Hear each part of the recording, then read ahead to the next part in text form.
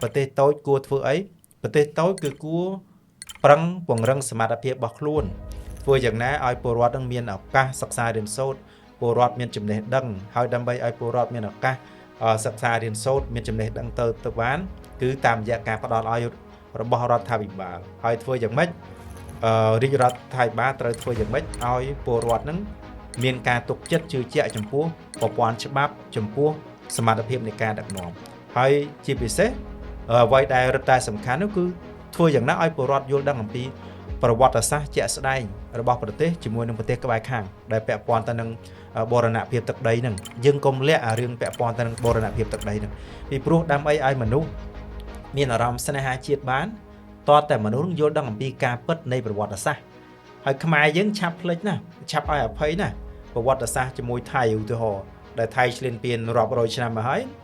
ពេញនិយមភ្លេចខ្លួនប្រើរបស់គេព្រាតហើយកោតសរសើរគេព្រាតអាហ្នឹងដោយសារតែរឿងកត្តាប្រវត្តិសាស្ត្រដែលយើងមិនទាន់បានបណ្ដុះបណ្ដាលស្មារតីស្នេហាជាតិហ្នឹងឲ្យបានគ្រប់គ្រាន់តែខ្ញុំនិយាយអញ្ចឹងមិនមែនថាយើងគួរតែស្អប់អ្នកជិតខាងយើងមិនមែនទេប៉ុន្តែប្រវត្តិសាស្ត្រគឺជារឿងចាំបាច់ដែលយើងត្រូវតែយល់ដឹងហើយបើមិនអញ្ចឹងទេខ្ញុំឲ្យឧទាហរណ៍មួយដូចជានៅខ្ញុំធ្លាប់ទៅប៉េកាំងទៅចិនបាទកន្លែងប្រវត្តិសាស្ត្រណាដែលចិនធ្លាប់ត្រូវបានទទួលការប្រមាថការមើលងាយពីប្រទេសលោកខាងលិចហ្នឹងឬក៏ពីការឈ្លានពានរបស់ជប៉ុននៅសម័យសង្គ្រាមហ្នឹងគឺចិនគេអត់បំបត្តិទេគេទុកកន្លែងហ្នឹងសម្រាប់បង្រៀនជនជាតិចិនតូចៗហ្នឹងក្មេងសិស្សសាលាមត្តេយ្យថ្នាក់ទី1ទី2ហ្នឹងគេយកទៅមើលកន្លែងហ្នឹងហើយប្រាប់ថានេះប្រទេសនេះធ្លាប់ឆ្លៀនពៀនកន្លែងនេះធ្លាប់ធ្វើបាបចិនចេះធ្លាប់ធ្វើបានចិនចេះដើម្បីឲ្យមនុស្សនឹងវាចងកំហឹងហើយប្រឹងប្រែងក្នុងការរៀនសូត្រទៀតបាទគេយកអាចំណុចឈឺចាប់ហ្នឹងបង្វែរទៅជាការប្រឹងប្រែងរៀនសូត្ររបស់ពលរដ្ឋគេអានេះគឺជាអ្វីដែលយើងគួរតែរៀនសូត្រដែរខ្ញុំគិតថាប្រាសាទរបស់យើងមួយចំនួនដែលថៃគាត់បំផ្លាញណាអាហ្នឹងជាច្បល់តខ្លួនទេជាស្រ័យគីឡូខុសអំពីការគិតរបស់ថ្នាក់ដឹកនាំឬក៏របស់អ្នកស្ដាប់អីប៉ុន្តែរបស់ណាដែលថៃបំផ្លាញប្រាសាទបុរាណបើយើងบอกខ្ញុំថាមិនបាច់ជួសជុលទេទុកមិនបាច់ជួសជុលទេប៉ុន្តែយើងបង្កភាពងាយស្រួលឲ្យពលរដ្ឋយើងទៅមើលបាទហើយយើងដាក់អារូបថតដែលមិនទាន់បំផ្លាញនៅហ្នឹងទៅ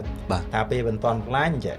ពេលឥឡូវគេបំផ្លាញហើយវិញចេះដើម្បីឲ្យយើងដឹងហើយយើងប្រឹងប្រែងកុំឲ្យភ្លេចខ្លួនពីព្រោះបើកណាអត់មានរបួសស្នាមផ្លូវចិត្តទេមនុស្សយើងពេលខ្លះយើងអាចងាយនឹងបំភ្លេចនៅអ្វីដែលកើតមានណាបាទអានេះគឺជាគំនិតតខ្លួនទេបញ្ជាក់ក្នុងទៀតពីព្រោះខ្ញុំបានឃើញប្រទេសដែលគេជោគជ័យតាមរយៈការបណ្ដុះស្មារតីស្នេហាជាតិហ្នឹងគឺគេរៀនសូត្រអំពីប្រវត្តិសាស្ត្រហ្នឹងនៅណាដែលគេធ្លាប់មើលងាយនៅណាដែលគេធ្លាប់ប្រមាថនៅណាដែលធ្លាប់ពេបជ្រាយធ្លាប់អីយ៉ាងម៉េចហ្នឹងបើតាមធម៌ថាបំភ្លេចដើម្បីសេចក្តីសុខផ្លូវចិត្តណាប៉ុន្តែបើសម្រាប់សង្គមជាតិគេត្រូវចាំរឿងអស់ហ្នឹងដើម្បីប្រឹងប្រែងឲ្យមនុស្សនឹងមានសមត្ថភាពឲ្យមនុស្សនឹងមានការតស៊ូនៅក្នុងជីវិតបាទអញ្ចឹងសរុបមកវិញថារឿងប្រទេសតូចគួរធ្វើយ៉ាងម៉េចប្រទេសតូចដែលគួរប្រើហ្នឹងគឺភាពបត់បែននៅក្នុងគោលនយោបាយការបរទេសគឺអំណាចទុនហ្នឹងហើយអំណាចទុនចេះនិយាយស្ដីហ្នឹងយ៉ាងម៉េច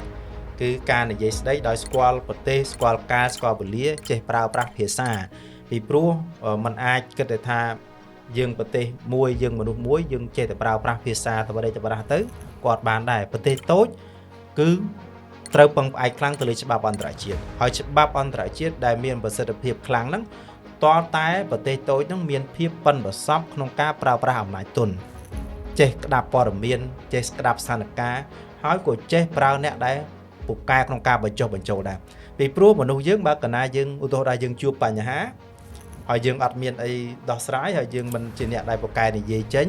មិនជាអ្នកដែលពូកែសម្ដែងមិនជាអ្នកដែលពូកែពន្យល់ឲ្យគេយល់ដឹងអំពីបញ្ហារបស់យើងទេអាហ្នឹងគេអត់យល់ដឹងអំពីបញ្ហារបស់យើងទេ